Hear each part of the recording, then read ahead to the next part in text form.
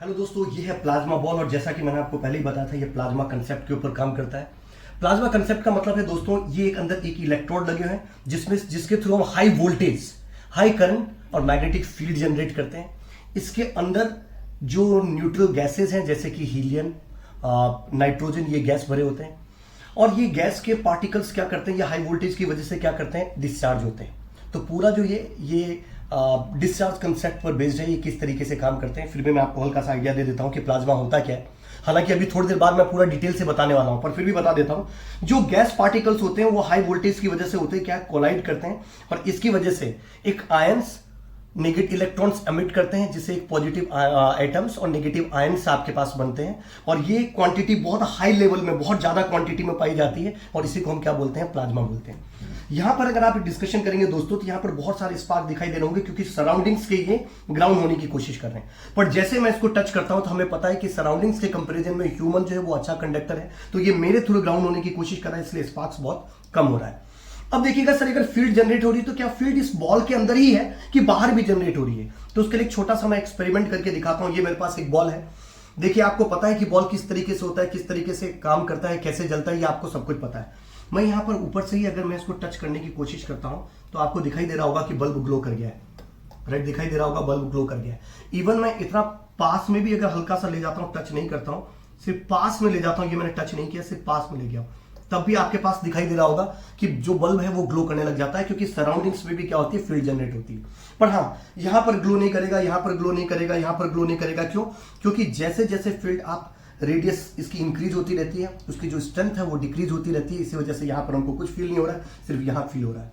अच्छा, क्या आउटर में भी है कि नहीं, अगर इस बॉल के बाहर की तरफ भी फील्ड है कि नहीं है, या इलेक्ट्रिक है नहीं, उसके लिए भी एक छोटा सा मैं आपको एक्सपेरिमेंट करके दिखा देता हूं। ये है सिल्वर फॉइल। ये सिल्वर फॉइल को मैंने यहां पर लगा दिया दोस्तों, अभी भी आपको दिखाई दे रहा होगा, वाकई सिल्वर फॉइल गर्म हो रहा है। राइट, मैं टच कर रहा हूं, ये देखो तो आपको दिखाई दे रहा होगा, थोड़ा सा चिंगारी निकल रही है। मैं पास में आके आपको दिखाता हूं, और ये मुझे हल्का हल्का सा झटका सा लग रहा है, पर इतना माइन्यूट है कि ये ज़्यादा नहीं फर्क पड़ रहा है।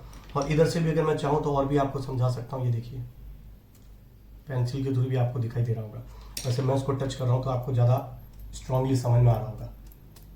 राइट, अब इसकी पूरी प्रिंसिपल ये, इसका मतलब ये तो समझ में आ गया, फील्ड इनसाइड भी है, बाहर भी है, पर बाहर जो है वो इतना कम है कि वो सराउंडिंग्स पे या फिर हमारे पर कोई इंपैक्ट नहीं डाल रहा है। अब एक्चुअली इसकी वर्किंग प्रिंसिपल है कैसे, किस प्रिंसिपल पे काम करता है, ये सारी चीजें अभी हम डिस्कशन करने वाले हैं। Thank you.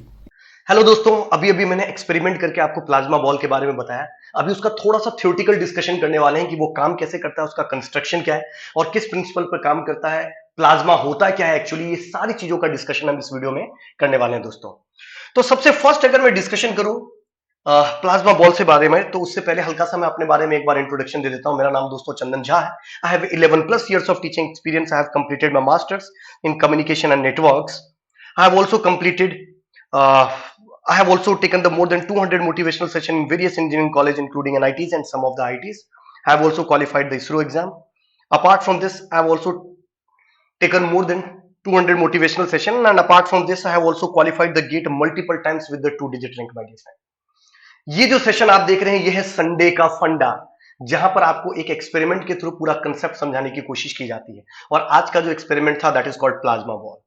ये प्लाज्मा बॉल को अगर आप देखोगे दोस्तों, तो सबसे पहली चीज समझिएगा कि प्लाज्मा, ये 4 स्टेट ऑफ मैटर बोला जाता है। इसमें से एक स्टेट है प्लाज्मा, जैसे कि सॉलिड, लिक्विड, गैस और प्लाज्मा, ये 4 स्टेट ऑफ मैटर बोला जाता है।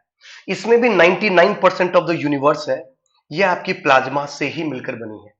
राइट, अब ऐसा बोला जाता है सॉलिड को अगर आप करते हो, टेम्परेचर देते हो, तो ये लिक्विड में कन्वर्ट होता है, लिक्विड को टेम्परेचर देते हैं, गैस में कन्वर्ट होता है, और गैस को भी अगर हाई टेम्परेचर आप देते हो तो ये प्लाज्मा में कन्वर्ट होता है। ये एक सिंपल प्रिंसिपल है, बट इसके पीछे भी बहुत सारे साइंस लगे हुए हैं। बट अभी हल्की सी चीज आपको समझने की कोशिश करना है कि प्लाज्मा है क्या। जब भी कभी कोई दोस्तों, अगर कोई एटम है, जब भी कोई एटम है, हमें पता है कि एटम न्यूट्रल होता है। न्यूट्रल एटम, तो हम क्या करते हैं इस न्यूट्रल एटम के अंदर, अगर आप हाई वोल्टेज की मदद से, अगर न्यूट्रल एटम के अंदर आप हाई वोल्टेज अगर आप उसके ऊपर अप्लाई करते हो या फिर कोलिजन होता है, तो उससे क्या होता है, एक फ्री इलेक्ट्रॉन्स जनरेट होता है और पॉजिटिव आयंस जनरेट होते हैं। ये पॉजिटिव आयंस और फ्री इलेक्ट्रॉन्स बहुत ज्यादा क्वांटिटी में अवेलेबल होता है। और ये बहुत ही ज्यादा क्वांटिटी में जब अवेलेबल होता है तो यही कहलाता है क्या, ये बनाता है प्लाज्मा, यही बनता है आपके पास प्लाज्मा। इसका मतलब अब ये प्लाज्मा बनता तो है सर, प्लाज्मा पर कलर कैसे शो करता है, हमें दिखाई कैसे दे रहा है? तो दोस्तों आपको पता है कि अगर कोई इलेक्ट्रॉन्स अगर हाई या फिर कोई आयंस अगर हाई स्टेट पे चला गया है तो कुछ देर बाद के बाद, क्योंकि वो स्टेट स्टेबल नहीं होता है, अगर स्टेबल नहीं होता है तो कुछ देर के बाद वो क्या करेगा, वापस से अपनी नॉर्मल स्टेट में आएगा। और जब भी कभी वो नॉर्मल स्टेट के अंदर आएगा डेफिनेटली वो अपनी एनर्जी को क्या करेगा, एमिट करेगा। और अगर एनर्जी फोटोन की फॉर्म में है तो वो डेफिनेटली आपको विजिबल होगी। और यही यहां पर भी यही चीज होता है, वो जो आयंस हैं और वो जो इलेक्ट्रॉन्स हैं वो आपस में वापस से रिकम्बाइन करते हैं, और जब रिकम्बाइन करते हैं तो इलेक्ट्रॉन्स क्या होता है, जनरेट होता है। और आप इसको ऐसे भी समझ सकते हैं कि मान लीजिए एक इलेक्ट्रॉन, फ्री इलेक्ट्रॉन यहां पर है, और यहां से अगर वो जंप करके न्यूक्लियस में इस पोजीशन पे आता है तो ये एक एनर्जी एमिट करता है, that is called H new. और अगर एच न्यू फोटोन की फॉर्म में है तो वो आपको दिखाई देगा, राइट। अगर लेमडा की वैल्यू 400 नैनोमीटर टू 700 नैनोमीटर के बीच में है तो वो चीज हमको विजिबल होती है। अब सर बात करते हैं कि सर हमें जो प्लाज्मा कंस्ट्रक्शन करना है, प्लाज्मा बॉल बनाना है, वो काम कैसे करेगा। तो देखो दोस्तों, ये प्लाज्मा बॉल है और ये आपको दिखाई दे रहा होगा, दैट इज कॉल्ड इलेक्ट्रोड्स। ये इलेक्ट्रोड्स है। इलेक्ट्रोड्स के थ्रू हम क्या करते हैं सर, हाई वोल्टेज, कितना वोल्टेज, लगभग 2 to 5 किलो वोल्ट, अच्छा जी, और high frequency that is called 35 kilo hertz, 35 kilo hertz. और अंदर हम फिल कर देते हैं नाइट्रोजन या फिर हीलियम गैस इस बॉल के अंदर। और जब इस इलेक्ट्रोड के थ्रू हम high voltage high frequency apply करते हैं तो ये जो होता है ये गैस डिस्चार्ज होते हैं, राइट। ब्रेकडाउन होता है इनर्ट गैस का, गैस डिस्चार्ज होता है, और इसके थ्रू आपके पास ये जो स्पार्किंग है ये जनरेट होते हुए दिखेगी। सर कैसे गैस डिस्चार्ज होता है और इसका प्रिंसिपल क्या है, तो थोड़ा सा मैं आपको ब्लॉक डायग्राम के थ्रू समझाने की कोशिश करता हूं। देखिए हमारे घर पर जो वोल्टेज आता है दैट इज कॉल्ड 230 वोल्ट।